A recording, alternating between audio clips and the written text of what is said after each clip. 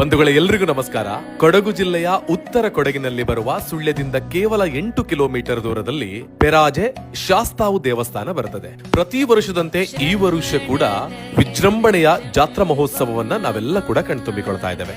101 ದೈವಗಳು ಒಂದು ತಿಂಗಳ ಅವಧಿಯಲ್ಲಿ ಈ ದೇಗುಲದಲ್ಲಿ ಇರತಕ್ಕಂತಹದ್ದು ವಿಶೇಷತೆ. ಇವತ್ತು ಪ್ರತಿ ವರ್ಷದಂತೆ ಈ ವರ್ಷವೂ ಶಾಸ್ತಾವು ದೇಗುಲದಲ್ಲಿ ಏಪ್ರಿಲ್ 1ರಂದು ಶ್ರೀ ಭಗವತಿ ದೈವದ ದೊಡ್ಡ ಮುಡಿ ನಡೀತಾ ಇದೆ.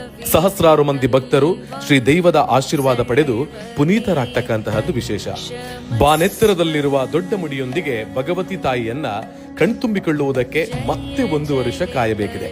ಎಲ್ಲರಿಗೂ ಆ ತಾಯಿ ಒಳಿತನ್ನ ಮಾಡಲೆಂದು ಹಾರೈಕೆ.